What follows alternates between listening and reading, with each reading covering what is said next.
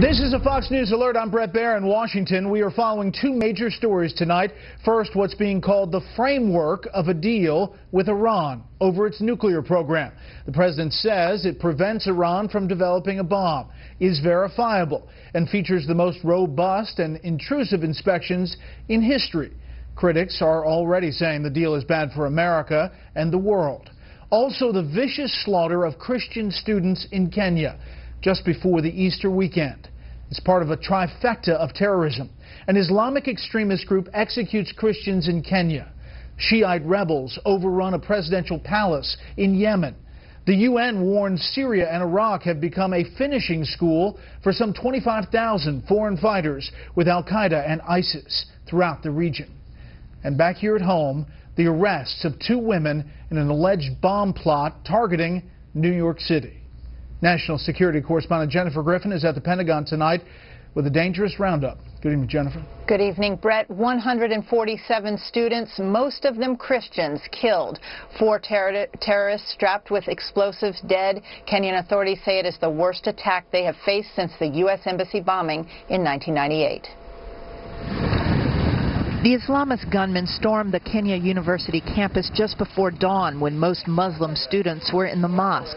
They made their way into the dorms asking who was Christian and who was Muslim, shooting any Christians on the spot. They said in Swahili, "We are Al-Shabaab," the al-Qaeda affiliate from Somalia. We had some gunshot and we were sleeping, so it was around 5, and guys started jumping up and down, running for their lives. But it's unfortunate that where they were going to is where the gunshots were coming from. You can see the situation we are in here. I've even run naked because we were not even given time to know what is happening. Fox News obtained a security memo posted at Nairobi's university last week telling students to be vigilant after Kenyan intelligence received a warning about a possible terror attack at a university. The attack coincided with Easter celebrations. 2 weeks ago, a U.S. drone killed a key leader of al-Shabaab in Somalia, the mastermind of the Westgate Kenya Mall attack. Today in Yemen, Iranian-backed Shiite fighters known as Houthis took control of a presidential palace in the southern port city of Aden, where the USS Cole was bombed in 2000.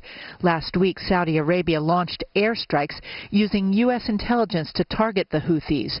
Saudi Arabia's ambassador warned from Washington his country is preparing a ground invasion if needed to stop Iran's proxy fighters. That is a situation that is not tolerable.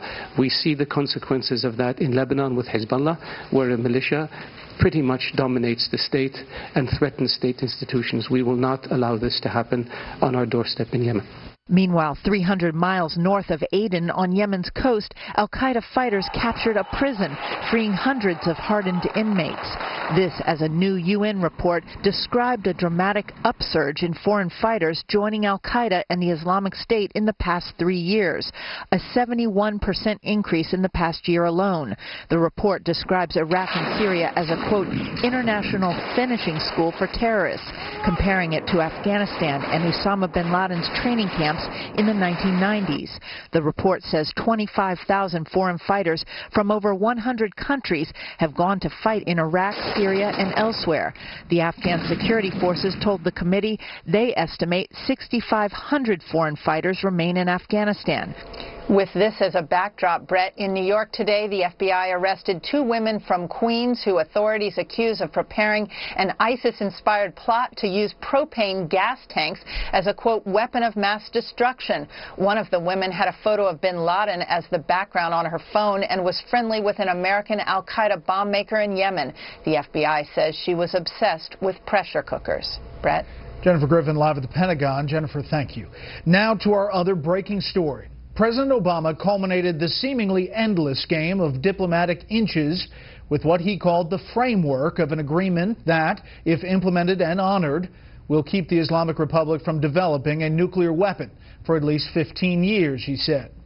But critics say the president and his team are being played. Chief Washington correspondent James Rosen reports from the White House on the disputed fruits of incremental diplomacy. Good evening, James. Brett, good evening. The very first fact to understand about the deal announced today is that there is no deal. Rather, we have only the parameters of a deal, one that the Obama administration, Iran, and the other world powers now hope to hammer out in fine print before June 30th.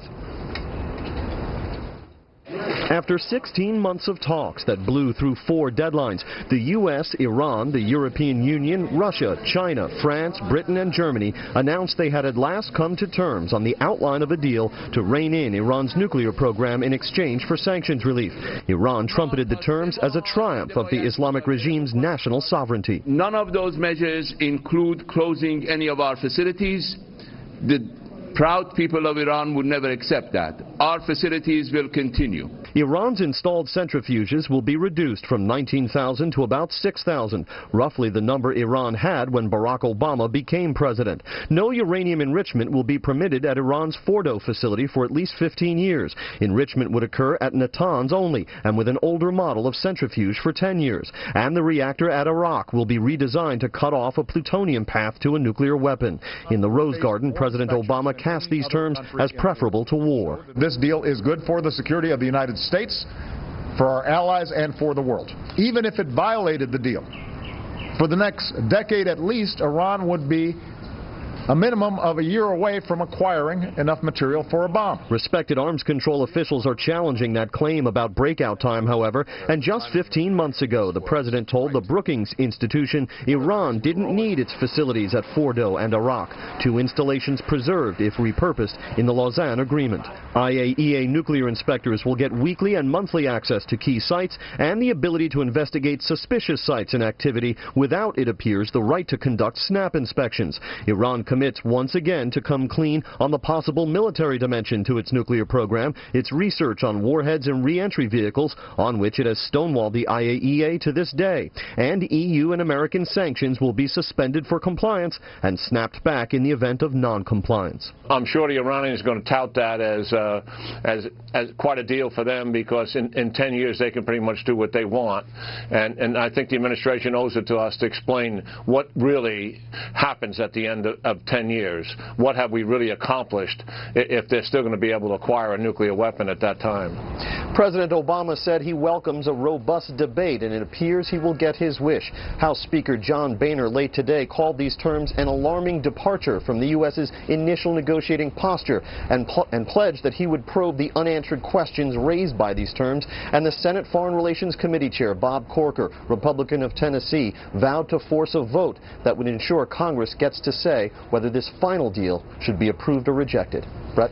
James Rosen live on the North Lawn. James, thank you. One of the president's harshest critics on Iran policy within his own party, actually the ranking member of that Senate Foreign Relations Committee, went before a judge this afternoon to answer federal corruption charges. Correspondent Doug McKelway on Senator Bob Menendez's day in court. In a brief court appearance in Newark, Democratic New Jersey Senator Robert Menendez pleaded not guilty to all 14 counts. I am confident they will be proven false, and I look forward to doing so in court. Menendez's lawyer likened the charges to previous failed prosecutions of Senators Ted Stevens, John Edwards, and HUD Secretary Mike Espy. Prosecutors at the Justice Department often get it wrong. These charges are the latest mistakes. Co-defendant Dr. Solomon Melgen left the courtroom separately and without comment, lending to speculation the government may try to flip him. If that happens, the senator would be in very, very, very bad shape. The pressure for Melgen to flip may be intense. One count describes how he treated patients with an injectable drug called Lucentis. Against FDA regulations, Melgen allegedly would stretch the 1 vial per patient dosage to treat 4 patients, then bill Medicare for 4 dosages. An audit found Melgen had overbilled the government by almost $9 million. Melgen denied it and went to Menendez for help. Menendez intervened at HHS, prompting a staffer there to write a deputy secretary, quote, "We have a bit of a situation with Senator Menendez. He wants to talk to someone today. I talked his office out of the secretary, but therefore threw you under the bus." 3 years later, And just days after Melgen wrote a $300,000 check to Menendez's Political Action Committee, HHS amended the overbilling complaint. Menendez was released on his own recognizance today, but he has to surrender his personal passport. A trial date is tentatively set for July 13th. Brad? Doug, thank you. We should point out that he stepped down as ranking member of the Senate Foreign Relations Committee just last night. Up next, the new version of the Indiana religious freedom law that some said was discriminatory. First, here's what some of our Fox affiliates around the country are covering tonight. Fox 4 in Dallas with a fatal construction accident at a suburban high school. One worker was killed and several others hurt when the steel frame of a new building came down at Argyle High School. No students or staff were hurt. Fox 9 in the Twin Cities as a bank teller helps end a Florida to Minnesota identity theft road trip that involved at least 16 victims. The teller became suspicious of a check being cashed through by a drive-through customer. In the end, 5 people were arrested.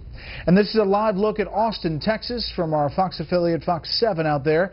The big story there tonight, a Texas state trooper disciplined for posing with rapper Snoop Dogg for a picture. Trooper Billy Spears says Snoop asked him to take a picture, then posted it on Instagram with the caption, "Me and my deputy dog." Officials cited Spears for taking a picture with a known criminal. Snoop Dogg has been charged with marijuana possession and was acquitted of murder almost 20 years ago. That's tonight's live look outside the Beltway from Special Report. We'll be right back.